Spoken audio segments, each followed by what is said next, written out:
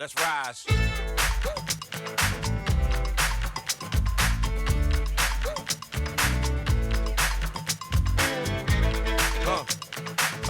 Show me what you got.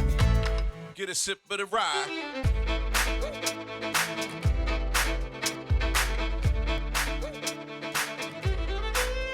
What's up, everybody? Welcome to Get a Sip of the Rye.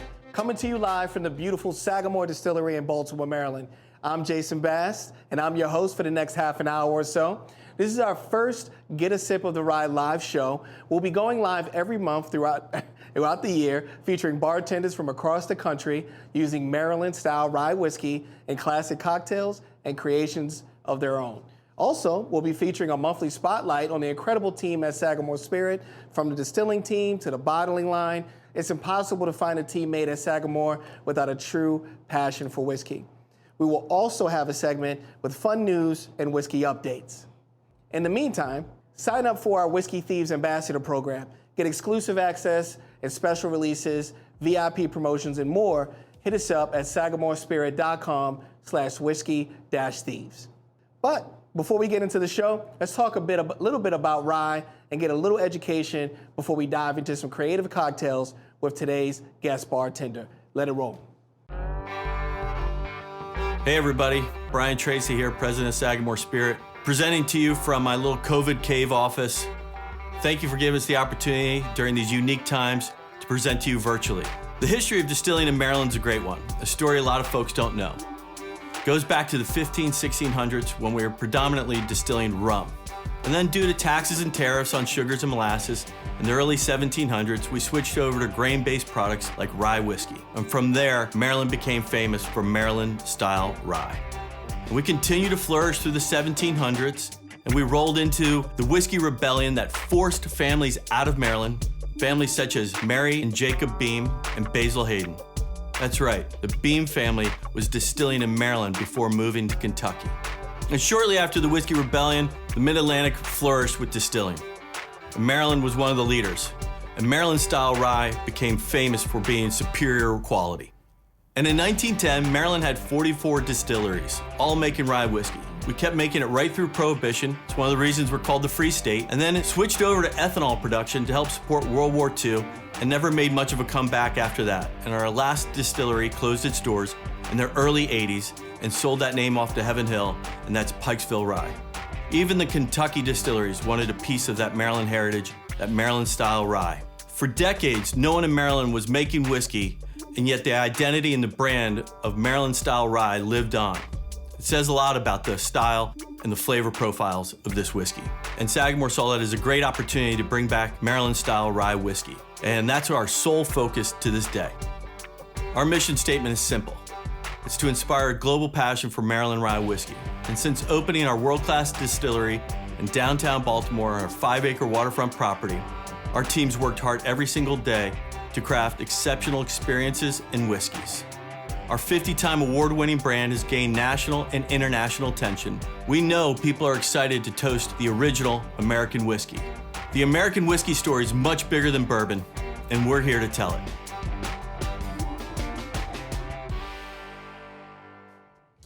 Thanks, Brian Tracy. Damn, I didn't know Basil Hayden and the Beam family are from Maryland. I mean, who knew? Well, you're welcome, Kentucky. Now we're ready to try some of that Maryland rye. I want to introduce you to our special guest today, Kendra Copeland. Welcome to the show. Thanks for having me, Jason. It's so great to get to see you. I know, it's been a while. It's been a minute. You and I met over at Hotel Revival. Mm-hmm.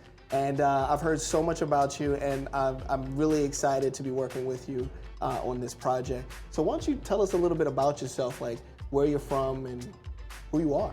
Yeah, so originally I'm from Tennessee, born and raised, and moved up to the DC metro area after college. So I started bartending in DC, started in dives and pubs, dancing on the bar, screaming last call as loud as I could at the end of the night, and eventually found my way to craft cocktails and my love for the history of spirits, where they come from, their origins, who makes them, and all of all that goes into pre-prohibition and prohibition cocktails. That's fantastic. I feel like I missed out on the super fun period, and I got the refined, sexy period.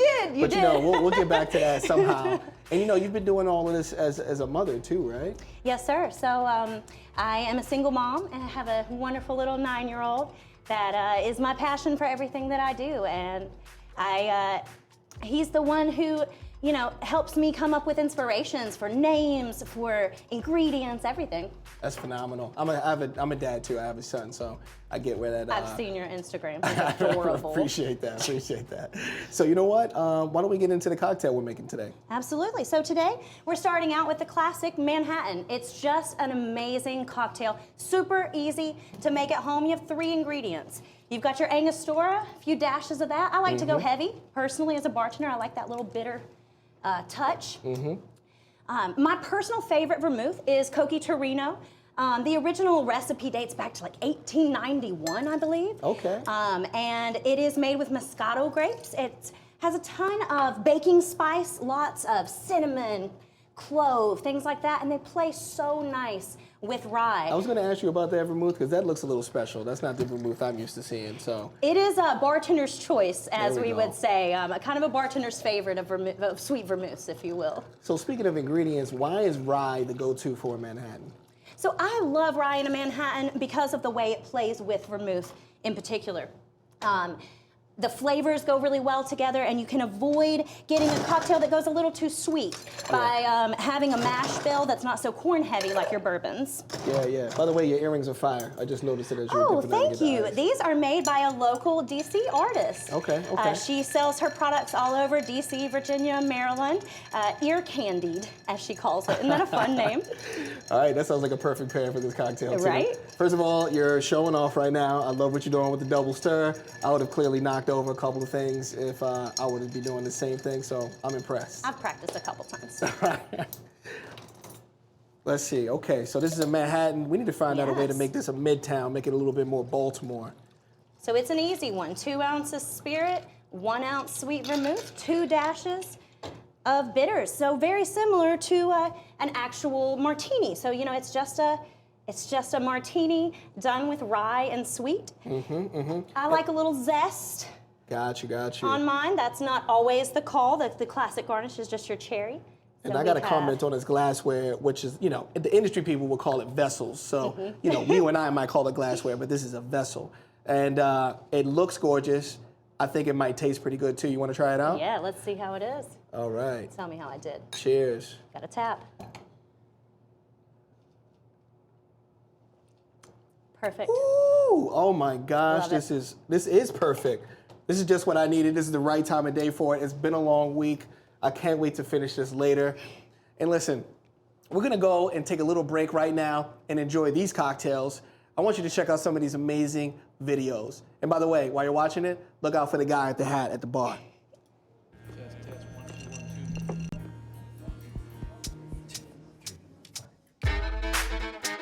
Come on. Let's rise. We are the ones with the fun burning, baby. You can shake it till you break it in the morning light. Come on. See the flames rising as we rise. See the flames rising Here we as go. we rise. Check it. Get prepared as soon as you hit the playback. Keep out to ignite every one of them haystacks. If you ain't ready, fool, you should make tracks. It's the beat rock, no time to fake jack. If that heart's yellow, we gon' make it harsh fellow. Cows get roasted in the fire like marshmallows on the shark in the shallowest part of the water where you thought it was safe, but there ain't no escape. Let's rise. Rock it out all night. Check it, get a sip for the ride. Spark it up, get your whole house burned down to a crisp. Let me give you all the rundown. It ain't never been a cause for me to turn down. So get ready when you hear we about to come round. Now, feel the rhythm in your backbone. You ain't shaking what you coming in the track for. Act mode like you wanna party when the track on. I'ma give it to you full throttle in attack mode. We are the ones with the fun burning, baby. You can shake it till you break it in the morning light. Get a sip for the See ride. the flames rising as we rise. Rock it out all night. See the flames rising as we rise. Show me what you got. Get a sip for the ride. All right, don't forget to sign up for Whiskey Thieves Ambassador Program. Get exclusive access, special releases, VIP promotions. Find that all at sagamorespirit.com/whiskey-thieves. All right, glad you're still with us because we have Kendra back for a new take on a classic cocktail. How you doing? I'm doing great. This is one of my favorites. I'm an old-fashioned girl, and I love to just play around with it a little bit. Okay, I heard So you this- throwing in some seasonal flavors. Yes, so we have like a no-bake syrup here, just blended, little lemon juice, maple, and thyme in equal parts. I dig that. That sounds pretty easy to do, especially for somebody like me. You know, I'm busy. I need to make something complex, but do it in a simple way. It's great to be able to make for, company when we're not in COVID. We get to have Yeah. people over when we all Yeah. get vaccinated. Yeah. And it's nice just to have in your fridge so you can make yourself a more extravagant cocktail without any additional work. You can batch it in large batches, keep it in the fridge. Yeah. You know, we've had our time with the something in Cokes or whatever. So now we got to treat ourselves to something special, right? Exactly. All right. So what else is going on here? So just like your classic old fashioned, I'm doing 2 ounces of spirit and a heavy hand of Angostura, and a little light hand of orange bitters. See, I love what you're doing as a bartender. Like you're truly measuring out the ingredients. You know me. You've made fun of me before with my free pour. I've seen your free pour, sir. And I like to think it's a it's a thing. It's a good thing. You're fired. Okay. All right, here goes the double stir. Oh, This is the humble flex. Did you say you could stir 3 or 4 of these at one point? You know, I can but do 4. I'm a little out of practice though. We'll just do 2 at a time today. We won't test that today. But I like what you're doing so far. You need these glasses? I'll come to you. Okay. Here you are, sir. I am excited. This already smells fantastic. I can get all the hints of thyme. I mean, it just smells incredible. So, per classic fashion, on the rocks. And a little zest. A lot of bartenders argue about lemon versus orange when you're zesting an old fashioned. I love the way lemon plays with rye. So the orange is a classic call when you're working with bourbon, but when you are working with rye, the lemon really brings it out. I was going to ask you why did you prefer that one over the other, so thanks for doing that. So additionally, this has the lemon juice in it, so it plays with that. That's why it's a little bit more springy. It's the perfect early spring cocktail. We still have the maple in there, so we're still getting a little bit of winter flavors that we want, but then we're adding in our What's fresh that? thyme. Oh my gosh. Instead of doing the classic slap like you would with mint or basil, I like to do a little Torch fire. it. Yeah.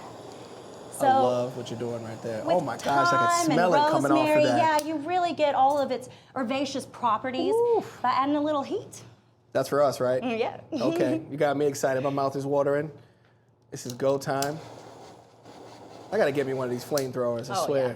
Who knew that bartenders had great. these things? You can use them at home for smoking in a glass, smoking a Little nice cocktail garnish, even smoking your citrus is lovely. Feels like I'm getting my vegetables too. Yeah. All This right, is let's healthy. try it's this like out. a whole meal. It's a whole meal in this glass. Cheers, Kendra. This is Cheers. fantastic. Let's drink this.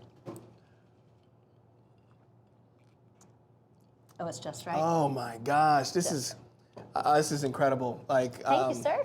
I could taste the citrus. It tastes so fresh.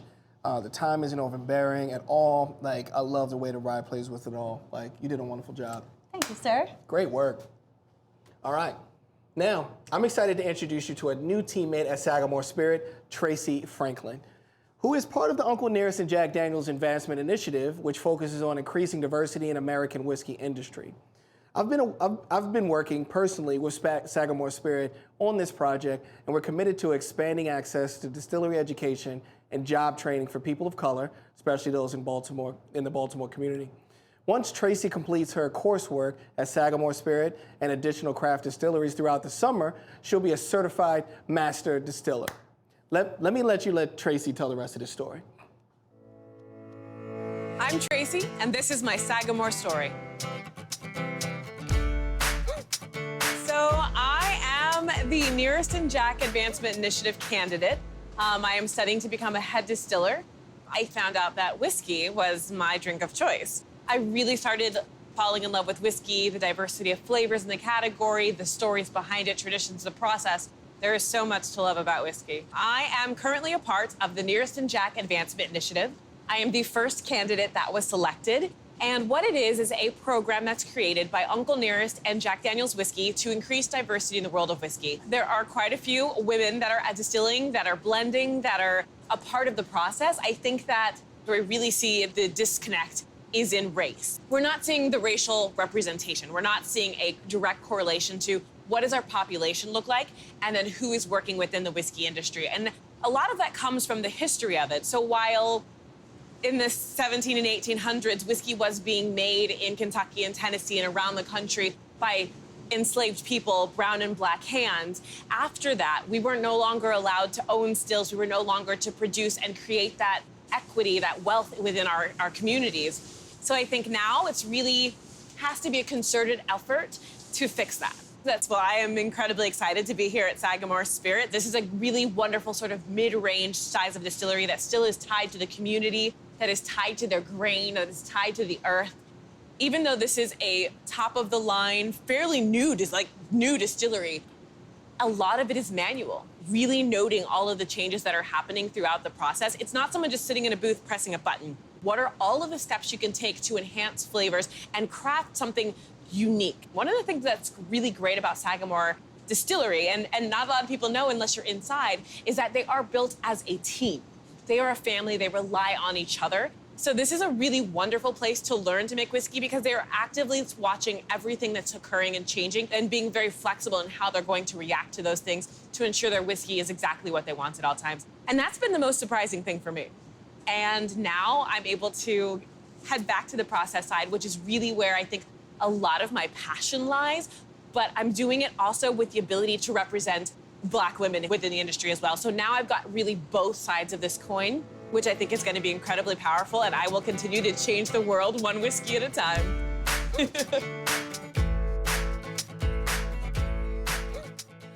I love Tracy's energy, and she's clearly going places. Not only is she going places, but she's creating opportunities for others to go with her. All right, it's time for some spirited news.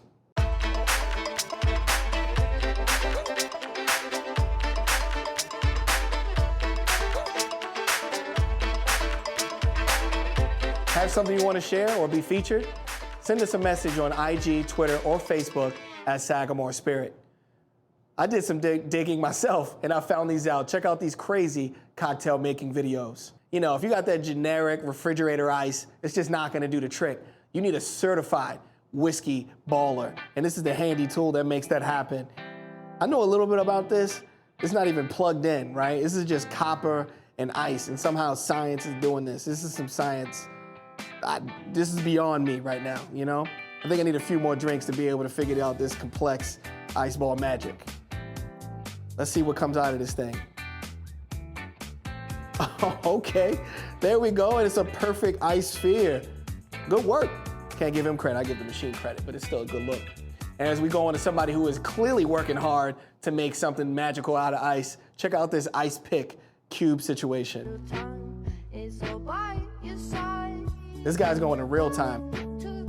He spent the whole pandemic learning how to do this. I'm over here trying to learn Spanish. I could have learned how to chip out a super sphere for my drinks. I feel like I wasted my time. That looks good. Wow. That cocktail is clear AF. That was beautiful. All right, we're gonna roll on to the next one. We call that the double bubble. Now, if you're like truly the techie home bartender and you're looking to impress somebody with technical bartending skills at your next driveway party, check this out. All right, this is a little bubble gun 4000. Shoot smoke into bubbles. I'm pretty sure that's not the kind of smoke I want, but if you make the bubbles kiss, you do this. Okay, that was cool. I don't even know how to drink that safely, but it still looks great and it's perfect for the gram. As we go on to this next one, this is the final one, right? See if you guys get this joke. This is a little different. Watch this guy right here. He's laying out the ice cubes. Let's see what he's gonna do from this point. Okay, we're following. And he puts the whiskey on the rocks. Ah, my gosh, God. I knew not to trust him. He had a vest on and a red bow tie. I knew something was wrong there. I'm a dad and I don't even get that joke. All right, now that's the news. So let's see what's coming up here at the distillery. So if you want to craft your own cocktails on a tour, Friday evenings in March at 6:30 p.m., that sounds like a great way to spend a Friday to me. Now, how about an old-fashioned cocktail tour, March 24th? I might ask Kendra about her old-fashioned, because that was definitely very, very tasty. Or I could try the Manhattan cocktail tour on March 11th and March 25th. And I might try to come a little stylish for that one, because that's definitely a classic drink. You know, be a little fancy. I haven't got a chance to wear my fresh threads in a while. But then there's the last one, which is the workout and whiskey, Sundays in March at 9:30 a.m. Come on down to Sagamore and get your fitness on in an awesome setting. I mean, that's at least one thing I want to do. All right, well, that brings us to the end of the show. Pretty good, right? All right. Thanks, guys. Now, don't forget to sign up to become a whiskey thief for a whole lot more at sagamorespirit.com/whiskey-thieves. I want to thank you guys for joining us for our first show. Tune in for our next show on Friday, April 9th at 4 p.m. Eastern Time. Kendra, why don't you come on out? Got a little something for you. Oh, yeah, is that right? All right. Remember, everybody, that Kendra's Cocktails are live on Sagamore Spirit's Instagram right now. And if you want to head over to your liquor store and try this out yourself, this is straight rye whiskey finished in tequila barrels. That's what me and you were drinking tonight. This is serious. I think we need to pop this right when this is over. Yes. We don't even need to make margaritas, but some point we should probably make some margaritas. But before we head out, we like to close out with a toast, all right? So here is your glass, Kendra. Thank you, sir. Because this is well-deserved. You did an amazing job today. Thank you so much for Clearly. having me. This was so much fun. Very, very talented, right? And you look cool, too. Cheers. But here's the toast, right? This is for the pioneers out there. I'll drink to those who do. I'll drink to those who don't. But I'll never to the ones who say they will and later decide they won't. Cheers. I like it. Cheers. I've had too much already, huh? That's right. This was fun. Come on. Let's rise.